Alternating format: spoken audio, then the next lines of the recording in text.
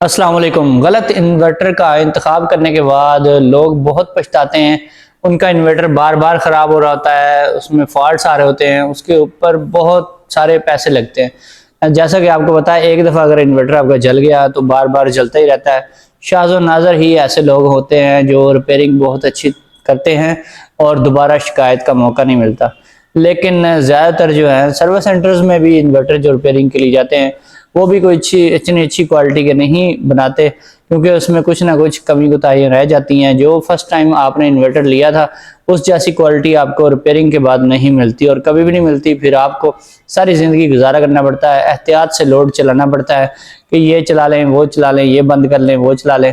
तो इसी तरीके से काम करना पड़ता है, नहीं तो आपका इन्वर्टर बार बार चलता रहता है और आखिरकार आपको इन्वर्टर कचरे में फेंक के, यानी कि अगर आपने 1.5 लाख का लिया है तो आपको 50,000 या 60,000 या 40,000 का सेल आउट करके नया इन्वर्टर परचेज करना पड़ता है। तो ये बहुत ज़्यादा नुकसान हो रहे हैं लोगों के। मैंने ऐसे लोग भी देखे जिन्होंने 3-3 4-4 इन्वर्टर बदले और वीडियोस देख लेते हैं लोगों की यूट्यूब से कि फलाना इन्वर्टर ले लें जी, फलाना वोल्ट्रॉनिक है, फलाना ऐसे है, फलाना ऐसे है। तो मसले सभी में आ रहे हैं। तो जो सबसे बड़ा मसला होता है वो आपकी गलती की वजह से होता है। वो गलती क्या होती है? सबसे पहला जो होता है वो आपने अपना लोड देखना होता है। बहुत से लोग क्या करते हैं कि लोड उनका जो है उसके हिसाब से वो थोड़ा सा बड़ा इन्वर्टर ले लेते हैं, जो कि एक बहुत बड़ी मिस्टेक होती है। अगर आपने अपना लोड जो है आपका तकरीबन 1500 वाट तक का है तो आपने इसका ये मतलब नहीं है कि आपने 1500 या 2-2,500 वाट का एक इन्वर्टर लगाना है। नहीं, अगर 1500 वाट का लोड है तो आप कोशिश करें कि आप 3-4 किलो वाट का इन्वर्टर लगवाएं, तो फिर आपका जो सिस्टम है वो सही चलेगा। यानी कि 24 वोल्ट में आता है 4 किलो वाट। लेकिन सबसे ज़रूरी चीज़ें जो हैं टेक्निकली जो रॉन्ग इन्फॉर्मेशन दी हुई होती है कंपनीज की जानब से लोगों को गुमराह करने के लिए, ज़्यादा से ज़्यादा अपनी सेल बढ़ाने के लिए, उन चीज़ों का आपको पता होना बहुत ज़रूरी है। तो जो इसमें 3 किलो वाट का इन्वर्टर आता है IP21 में, और उसके ऊपर लिखा होता है जी PV 5200, PV 6000 और PV 6500। ठीक है, इस तरह से लिखा होता है, लेकिन इतनी ज़्यादा उसकी पावर होती नहीं है। PV की पावर हो सकता है ज़्यादा हो, और ज़्यादा अगर लिखी हुई है पावर तो फिर आपका जो इन्वर्टर है वो डबल स्ट्रिंग वाला होना चाहिए, ड्यूल स्ट्रिंग में। पहली चीज़ तो ये है। और दूसरी चीज़ ये है कि 24 वोल्ट में जितना बड़ा मर्जी आप इन्वर्टर ले लें वो तकरीबन मैक्सिमम 3600 वाट तक का होता है, इससे ज़्यादा वो लोड नहीं उठाता। मैंने देखा अक्सर 4.2 लिखा होता है किलो वाट। ठीक है, और कुछ ने तो तकरीबन कोई 5 किलो वाट भी लिखा होता है। लेकिन सवाए चंद एक इन्वर्टर्स के, जैसे मैक्स पावर में 5 किलो वाट का आता है, और इक्का दुक्का कंपनियां हैं बहुत कम जो 5 किलो वाट बनाती हैं 24 वोल्ट में। वो तो तकरीबन होता है तकरीबन 4.5 से 5 किलो वाट के राउंड अबाउट होता है वो। लेकिन ज़्यादातर जो हैं इन्वर्टर्स 3 किलो वाट वाले, 4 किलो वाट वाले, PV 5200, PV 6500, इस टाइप के जो इन्वर्टर हैं वो 3600 वाट के होते हैं। 3.6 किलो वाट, ये भी गनीमत है कि अगर वो इतना होते हैं। लेकिन कुछ इन्वर्टर्स जो हैं वो 2400 वाट के भी होते हैं। हालांकि ऊपर 3 किलो वाट, 3500 वाट, 4 किलो वाट लिखा भी होता है। 4 किलो वाट में अक्सर ऐसे इन्वर्टर हैं जो 2400 वाट से ज़्यादा लोड नहीं उठाते और 07 का यानी ओवरलोड का उसमें एरर कोड आ जाता है। तो ये चीज़ बहुत ज़रूरी है, आपको देखनी चाहिए। और इसके अलावा कुछ कंपनीज ने रेटिंग जो है वो केवी में लिखी होती है और पावर फैक्टर जो है वो उनका 0.8 या 0.7 होता है। तो ऐसा भी आपने नहीं लेना। काफ़ी सारे इन्वर्टर्स हैं, बहुत सारे बड़े बड़े नाम हैं जिनका पावर फैक्टर 0.8 होता है। तो पावर फैक्टर हमेशा 1 होना चाहिए। अगर 1 होगा तो अगर आपका 5 किलो वाट का इन्वर्टर है तो पूरा 5 किलो वाट आपको देगा। लेकिन उसका अगर पावर फैक्टर 0.8 है तो 5000 को आपने 0.8 से मल्टीप्लाई करना है, तो फिर जो भी आंसर आए यानी तकरीबन फिर 4 किलो वाट बन जाएगा। ये एक मिसाल दे रहा हूँ आपको, ठीक है। कुछ भी हो सकता है, रेटिंग कोई भी हो सकती है। तो इसमें फिर क्या करना है आपने, इसी तरह से अगर आपका लोड जो है, आप अक्सर जो लेते हैं लोग IP21 में सिंगल बैटरी वाला इन्वर्टर, तो उसमें फिर ये होता है कि वो तकरीबन आजकल 40 से 50,000 की रेंज में मिल जाता है। और उसमें फिर ये होता है कि आप सिंगल बैटरी ऑपरेटेड इन्वर्टर लेके सोचते हैं ये तो 1500 वाट का है तो 1500 वाट का AC भी इस पे चल जाएगा। हरगिज़ नहीं। AC अगर आप चला भी लें चल जाएगा, अगर आप 3 एम्पेयर पे उसको लॉक करते हैं तो वो चल जाएगा, ठीक है। लेकिन कोशिश करें कि आप अगर 1500 वाट का है तो इसका मतलब है 7 एम्पेयर लोड वो चला सकता है। 7 एम्पेयर का तो आप सोचते होंगे एसी होता है, और मोटर जो है वो आपकी 4.5 से 5 एम्पेयर की होती है, वो भी चलनी चाहिए, लेकिन ऐसा नहीं होता, क्योंकि जो इन्वर्टर की टोटल कैपेसिटी है उसको आप मुसलसल यूज़ नहीं कर सकते, यानी मुसलसल 7 एम्पेयर का लोड नहीं चला सकते। और इसका मतलब ये होता है कि 7 एम्पेयर टार्क वाली आप चीज़ चला सकते हैं, यानी कि चंद सेकंड के लिए अगर 7 एम्पेयर का लोड आ जाता है, चंद मिनट्स तक भी आ जाता है, तो इन्वर्टर को कुछ नहीं होता, वो बर्दाश्त कर लेता है। इसके अलावा अगर आप कोई ऐसी चीज़ चलाते हैं, इस्त्री वगैरह चल जाती है 4.5 एम्पेयर की, क्योंकि उसका टार्क लोड नहीं होता, मोटर चलाएंगे तो उसका होता है। तो इसका मतलब ये हुआ कि आप जो PV 2200 PV 2500 वगैरह इन्वर्टर लेते हैं सिंगल बैटरी ऑपरेटेड, जो कि 1500 वाट यानी कि 7 एम्पेयर के होते हैं, उनको आप 1 किलोवाट कंसीडर कर सकते हैं मैक्सिमम, ठीक है। और इसी तरह से मैं आपको बता रहा था 3 किलोवाट में 4 किलोवाट में जो इन्वर्टर्स आते हैं, उसके ऊपर आप एक एसी चला सकते हैं, साथ 3-4 पंखे और एक आध फ्रिज चला सकते हैं। फ्रिज कोशिश किया करें इन्वर्टर फ्रिज चलाएं, और इन्वर्टर फ्रिज हो तो आप 2-3 भी चला सकते हैं इजीली, कोई मसला नहीं है उसका खर्चा बहुत कम होता है। और ये चीज़ें बहुत इंपॉर्टेंट हैं, मैटर करती हैं, आपने इनको काउंट लाजमी करना है। तो इसका मतलब ये है कि 24 वोल्ट में जो 3-4 किलोवाट वाले इन्वर्टर आते हैं, इनके ऊपर आप यानी कि एक एसी जो है आप 7 से 10 एम्पेयर तक उसको कंसीडर करें। आजकल जो मई जून का महीना स्टार्ट होने वाला है, तो एसीओ ने अभी से 7 से 10 एम्पेयर तक का लोड डालना शुरू कर दिया है, तो एसीओ का खर्चा बढ़ चुका है। जब हवस के महीने आते हैं तो एसीओ का खर्चा कम हो जाता है। अच्छा, 10 एम्पेयर एसी ले रहा है तो उसके साथ आप तकरीबन 2-3 एम्पेयर का लोड और भी डाल दें, तकरीबन 12 एम्पेयर लोड डालें आप 3-4 किलोवाट के इन्वर्टर के ऊपर, तो वो इजीली हैंडल कर सकता है, उसमें कोई मसला नहीं आता, ख़राब नहीं होता। तो बताने का मकसद ये है कि ऐसा इन्वर्टर और ऐसा आपका लोड मैचिंग होनी चाहिए दोनों में, ताकि आपको बार बार सर्विस सेंटरों के चक्कर ना लगाने पड़े और आपको प्रॉब्लम ना आए, इन्वर्टर बदलने ना पड़े बाद में। इसी तरह से अगर आप 6 किलोवाट का इन्वर्टर लेते हैं तो इसका हरगिज़ मतलब नहीं है कि आप 2 एसी चलाएंगे इसके ऊपर। हाँ, अगर IP65 में आप इन्वर्टर लेते हैं तो फिर आप उसके ऊपर 2 एसी चला सकते हैं, यानी 6 किलोवाट ऊपर लिखा हुआ है तो 6 किलोवाट का लोड भी वो उठाएगा, ठीक है। और लेकिन अगर आप IP21 यानी कि पंखों वाले इन्वर्टर लेते हैं तो उनमें एग्जॉस्ट फैन लगे होते हैं और इनमें बड़े मसले आते हैं। इनके ऊपर आप एक एसी चला के अगर मोटर चला दें तो कभी कभी इन्वर्टर जो है वो उड़ जाता है, वो फौत हो जाता है, फिर काम खराब होता है। तो कभी कभी नहीं चलता, नहीं कुछ होता, उसको चल पड़ता है, सही चलता है। कुछ काफ़ी सारे लोग चला रहे हैं, उनको एक्सपीरियंस होगा कि उनका इन्वर्टर ख़राब नहीं होता।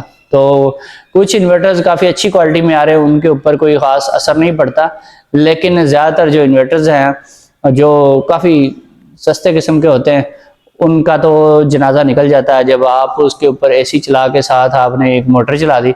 अच्छा, एक और बात आपको बताऊं, अगर आपने मोटर चलानी है तो पहले मोटर चलाएं, बाद में एसी चलाएं, कुछ नहीं होगा। 6 किलोवाट का इन्वर्टर आराम से चलाएगा, कभी कुछ नहीं होगा, ठीक है। लेकिन अगर आपने पहले एसी चलाया, या आपने एसी जैसे 7 से 10 एम्पेयर मैंने बताया, 10 एम्पेयर का लोड चल रहा है, या फिर आपने वो चूल्हा चलाया हुआ है, सिरामिक कुकर या इंडक्शन टाइप का कोई भी कुकर चलाया हुआ है, तो वो तकरीबन 9 से 10 एम्पेयर ले रहा होता है। उसके बाद अगर आप मोटर चलाते हैं तो आपका इन्वर्टर उड़ जाता है।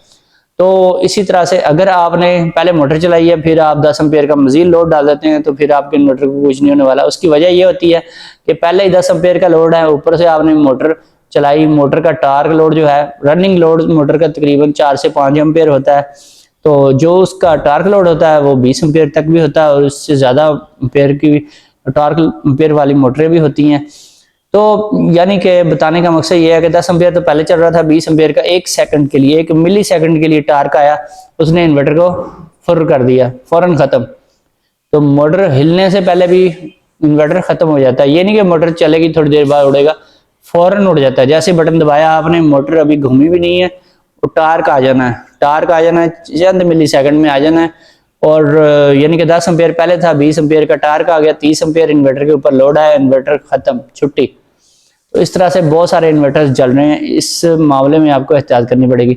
हाँ, अगर आप 2 एसी चला देते हैं उसका भी इतना खतरा नहीं है, कि एक जो आईसी है आपका 7 एम्पेयर, दूसरा 7 तो 14 एम्पेयर बनते हैं, कोई मसला नहीं है, 6 किलो वाट के ऊपर डालें। लेकिन अगर एक एसी 10 एम्पेयर ले रहा है, दूसरा 10 एम्पेयर ले रहा है, तो 20 एम्पेयर थोड़ा सा मुश्किल हो जाता है इन्वर्टर के लिए उसको हैंडल करना। लेकिन जो आपका 6 किलो वाट का इन्वर्टर है वो तकरीबन 25-26 एम्पेयर ऊपर लिखे हुए होते हैं, वो चला भी लेता है, लेकिन मुसलसल नहीं चला सकते।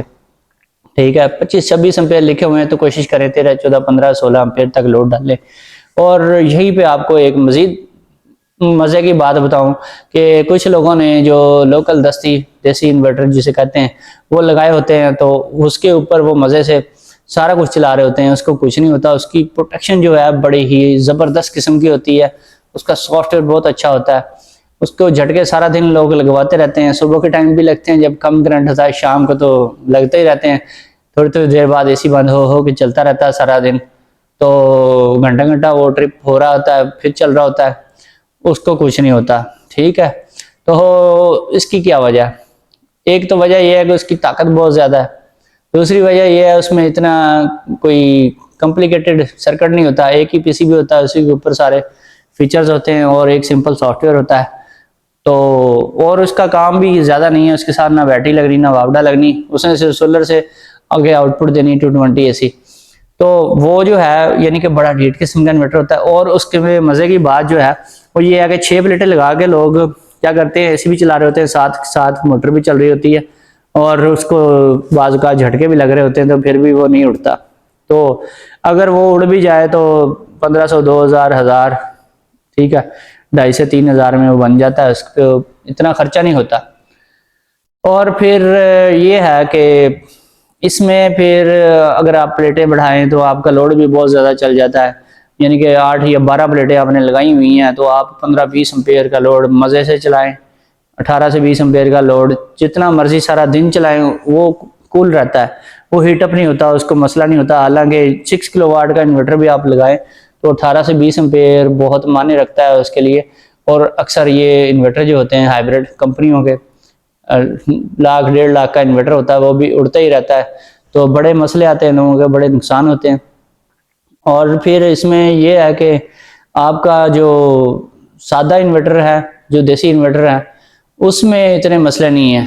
ठीक है, वो पावरफुल है लोड वाइज, वो अलग बात है कि इसमें बिल्ड क्वालिटी अच्छी नहीं आती।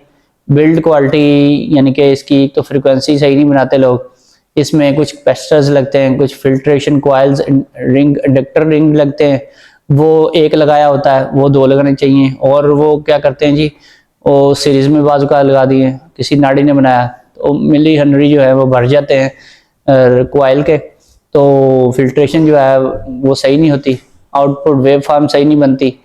और आउटपुट में एक 10 माइक्रोफैरड का कैपेसिटर लगता है, उसके ऊपर एक 105 पिकोफैरड का कैपेसिटर लगता है। अक्सर मैंने उनके सर्किट्स देखे हैं, 105 जो पिकोफैरड का कैपेसिटर है वो नहीं लगाते, 15 रुपए का एक कैपेसिटर है वो भी नहीं लगाते। ठीक है, 10 माइक्रोफैरड का कैपेसिटर जो है वो एक नॉन पोलर आता है, उसकी जगह पे पंखे में लगने वाला या मोटर में लगने वाला 10 माइक्रोफैरड लगाया होता है। तो और भी काफ़ी सारी चीज़ें होती हैं जो उसमें टीएलपी वगैरह होते हैं, लो क्वालिटी के, आईजीबीटी भी लो क्वालिटी के लगा देते हैं लोग। तो इस तरह के जब चक्करबाजियाँ करते हैं तो फिर ऐसे काम में कंप्लेन आती है। ठीक है, और फिर डबल कॉइल नहीं लगाते और या फिर कैपेसिटर बड़ा नहीं लगाते, तो फिर भी मसले आते हैं। तो जो इस इन्वर्टर होते हैं, आपका जो देसी इन्वर्टर होता है, इसमें मेन बेनिफिट यही होता है कि इसमें बड़े बड़े साइज के कैपेसिटर लगाए होते हैं जो कि आपके हर किस्म के टार्क लोड को इजीली हैंडल कर सकते हैं, मैनेज कर लेते हैं। यानी कि अगर आपने एक एसी चलाया हुआ है, साथ आप मोटर भी चला दें, कुछ नहीं होता, टुका मशीन चला दें, बड़ी पावरफुल मोटर होती है 1.5 से 2 आवर्स पावर की, तो आपका जो इन्वर्टर है 7 किलो वाट होता है। ठीक है, उसको 10 किलो वाट भी बोल देते हैं 8 IGBT में, तो वो आराम से आपका 25 से 30 एम्पेयर का लोड चला लेता है। 25-26 एम्पेयर का लोड मुसलसल आप चला सकते हैं, उसको कुछ नहीं होता। उसके सिर्फ एक चीज़ का आपने ख्याल रखना है, एक तो उसमें जो हीट सिंक है वो अच्छी क्वालिटी का होना चाहिए, हैवी वेट होना चाहिए, और दूसरी चीज़ जो है उसके अंदर आपने फिर फ़ैन जो है, फ़ैन की क्वालिटी अच्छी होनी चाहिए। फ़ैन जो हैं जो लोकल बने हुए होते हैं, लाहौर के बने हुए फैक्ट्री के, वो लेके लगाते हैं, एक तो महंगे भी होते हैं, दूसरा उनकी बिल्ड क्वालिटी जितने मर्जी अच्छे ले लें उनकी बिल्ड क्वालिटी इतनी घटिया होती है कि 1-2 महीने चलने के बाद तो वो आवाज़ देना शुरू कर देते हैं। उनके जो बुश होते हैं अंदर में हल्की सी डस्ट गई और वो सारे अंदर से खोजले हो जाते हैं और बाज़ औक़ात मिट्टी से जाम हो जाते हैं। जितनी मर्ज़ी सफाई सुई करके लगा लें वो नहीं चलते। और जब फ़ैन बंद होते हैं या स्लो हो जाते हैं तो आपका इन्वर्टर जो है वो उड़ जाता है। तो ये छोटी सी चीज़ है फ़ैन, लेकिन इसके ऊपर तवज्जो नहीं लोग देते। तो और भी बहुत सी गलतियां करते हैं, इसलिए ज़्यादा नुकसान होते हैं। इसलिए इस टाइप के इन्वर्टर जो हैं वो बदनाम हो चुके हैं। अच्छा, अब मैं आपको बता रहा था कि अगर आप IP65 इन्वर्टर लेते हैं तो जितनी ऊपर रेटिंग लिखी हुई है उतना ही लोड डाल सकते हैं। हाँ, उसमें आप थोड़ा बहुत अगर उसका ख्याल करते हैं सेफ्टी का कि आपका इन्वर्टर जल्दी ना जले, तो फिर आप ऐसे कर सकते हैं। 6 किलोवाट का इन्वर्टर तो उसके ऊपर 4.5 किलोवाट या 5 किलोवाट लोड डालें, ठीक है। तो इसी तरह से अगर आपका 8 किलोवाट है उसके ऊपर 6 किलोवाट लोड डाल लें। IP65 में अगर 10 किलोवाट लगवाया तो उसके ऊपर आप 8 किलोवाट डाल लें, तो उसको कुछ नहीं होता, कोई टेंशन की बात नहीं है। लेकिन अगर आपने IP21 में रहना है जो कि सस्ते इन्वर्टर्स होते हैं, तो फिर आपने अगर आपने 2 AC चलाने हैं या फिर AC के साथ मोटर चलानी है और परवाह कोई नहीं, घर में कोई करता, कोई केयर नहीं करता, ख्याल नहीं करता कि कौन सी चीज़ चलानी है कौन सी बंद करनी है, ना इतना टाइम है किसी के पास, तो फिर आपको 8 किलोवाट का एक इन्वर्टर लगवाना चाहिए। उसमें कोई मसला नहीं आएगा आपको। और इसी तरह से अगर आप 10 किलोवाट का इन्वर्टर लगवाते हैं IP21 में, तो फिर उसके ऊपर आप 2 AC चला सकते हैं और साथ अगर मोटर शोटर भी चलती रहे, 1-2 फ्रिजें भी चलती रहें, कोई 5-7 पंखे भी चलते रहें, तो वो बर्दाश्त कर लेता है। तो इसका मतलब यही है तकरीबन, ये कोई अगर आप 10 किलोवाट का इन्वर्टर लगवाते हैं तो आपका जो है 5 से 6 किलोवाट का, 6 किलोवाट भी ना डालें, 5 किलोवाट तक का लोड वो आराम से उठाएगा, यानी कि जो बनते हैं कोई 20-25 एम्पेयर। तो ये चीज़ें हैं बहुत ज़रूरी। अच्छा, इसके अलावा अगर आपके घर में 3-4 AC चलते हैं तो फिर आप IP21 इन्वर्टर कभी ना लगवाएं, आप लगवाएं IP66 या IP65, जैसे आजकल मार्केट में आ रहे हैं। किसी भी कंपनी का ले लें अच्छा से अच्छा, तो आप इंडेक्स का नाइट्रोक्स ले लें, आप सोलिस ले लें, आप गुडवी ले लें, आप बहुत सारी कंपनीज हैं, जिसका मर्जी ले लें, IP65, IP66। अच्छा, एक और आपको बात बताऊं कि जो कंपनियां ऊपर वारंटी लिख देती हैं, 5 साल की वारंटी लिखी होती है, 6 साल की लिखी होती है, तो ये IP21 इन्वर्टर्स में वारंटी के मामले में आपके साथ बहुत ज़्यादा फ्रॉड किया जाता है। ऊपर लिखा होता है जी, उन्होंने छोटा सा करके बड़ा सारा करके लिखेंगे जी 5 साल, 6 साल या 7 साल। छोटा सा लिखा होगा 1 साल की सिर्फ वारंटी है जी इसकी पार्ट्स की, तो बाकी जो है सारी की सारी वारंटी जो है 5-6 साल की वो सर्विस वारंटी है जी, जो आज तक किसी को नहीं मिली। बाज़ औक़ात कोई ज़्यादा ही अच्छी कंपनी हो तो 2 साल की पार्ट्स की वारंटी लिख देते हैं और बाकी सारी की सारी लिख देते हैं जी इसकी ये सर्विस वारंटी है। सर्विस वारंटी क्या है जी? सर्विस वारंटी ये है कि पार्ट्स के पैसे आपसे लेने हैं उन्होंने, सर्विस जो है वो फ्री है, ठीक है जी, फ्री सर्विस है। तो मैंने देखा है अक्सर 3000 के IGBT या मॉसफेट वगैरह FET जलते हैं जो, वो आते हैं और सर्विस के नाम पे, ठीक है, सर्विस फ्री है, पार्ट्स के तो पैसे लेने होते हैं ना। वारंटी जब 2 साल पूरी होती है उसके बाद पार्ट्स के वो पैसे, वो आपके 3000 लगे हैं, पैसे उन्होंने बना देने 15,000, ठीक है, 10,000, 15,000, 18,000, 20,000 ऐसे बना देते हैं। पर ये पार्ट्स के पैसे हैं, उन्हें बंदा जितना मर्जी समझा ले, जितनी मर्जी बहस कर ले, उन्होंने कहना जी ये कंपनी के ओरिजिनल पार्ट्स हैं, ये आपको मार्केट से नहीं मिलेंगे, ये ऐसे है, बड़े नखरे से बोलते हैं जी वो, फिर इतने डबल ट्रिपल पैसे ले रहे होते हैं। चलें 3000 का आपने पार्ट्स डाला है तो 1-2 हज़ार ऊपर ले लें, ठीक है, वो बनते भी नहीं है, फिर भी अगर आप ले लें तो कोई मसला नहीं है। लेकिन मैंने अक्सर देखा है कि ये टोटल फ्रॉड किया जाता है, आवाम को गुमराह किया जाता है, लूटा जाता है, सिर्फ और सिर्फ 1 साल या 2 साल की, 2 साल ज़्यादातर जो कंपनियां हैं 2 साल की वारंटी वो आपको देती हैं। और कुछ ऐसी भी हैं जो एक दफ़ा वारंटी देने के बाद कह देते हैं जी अब दोबारा वारंटी नहीं मिलेगी। और इन्वर्टर खरीदते वक्त आपको ये भी बताना चाहिए उसकी मैन्युफैक्चरिंग डेट क्या है। अगर वो मॉडल पुराना ज़्यादा हो गया तो फिर वो आपको वारंटी में, आपको क्लेम में नहीं मिलेगा, ठीक है, आपका उड़ गया तो आपका है। अच्छा, यहाँ पे बात ख़त्म नहीं होती। अगर आपने कोई 1-1.5 लाख का इन्वर्टर ले लिया तो बाद में अगर वारंटी उसकी नहीं मिली, चले खैर है, आप सोचते हैं खैर है मैं अपनी जेब से पर 8-10 हज़ार लगा लेता हूँ, ठीक है, 15,000 भी लग जाए मैं लगा लेता हूँ, ठीक है ना, काम चलाना है, टेंशन खत्म हो जाए। तो आप उसको ठीक करवा लेते हैं, रिपेयर करवा लेते हैं, जहाँ से मर्जी करवाते हैं रिपेयर। तो फिर वो चलता नहीं है, कुछ दिन चलता है, महीना दो चलेगा, उसके बाद फिर ठा कर जाएगा, धमाके से उड़ जाएगा सारा। तो फिर वो आपको लेके जाना पड़ेगा दोबारा कहीं ना कहीं सही करवाने, फिर आपको पैसे देने पड़ेंगे 8,000 10,000, कम अज कम भी कोई ले तो 6,000 लेते हैं आजकल, कुछ छोटा सा फॉल्ट भी हो 6,000 ऐसे ही ले लेते हैं। तो वो बार बार पैसे आपके लगते रहते हैं। चलें एक दफ़ा आपने ज़्यादा पैसे लगा दिए तो फिर तो मसला हल हो जाना चाहिए, लेकिन हल नहीं होता। एक एक इन्वर्टर मैंने देखा है 8-8 10-10 दफ़ा भी लोगों ने बनवाया, उतने का इन्वर्टर नहीं होता जितने ऊपर रिपेयरिंग के पैसे लग जाते हैं। तो ये बड़ा काम ख़राब है, अक्सर लोग ये इस तरह की गलत काम करते हैं। तो आपको चाहिए कि जब भी आपने इन्वर्टर लेना है तो एक ही दफ़ा आपने अच्छा इन्वर्टर लेना है, आपको लोड का पता होना चाहिए, हर चीज़ का पता होना चाहिए, इसके मुताबिक ही आपने फैसला करना है। दोस्तों फिर मिलेंगे नेक्स्ट वीडियो में, अल्लाह हाफिज़।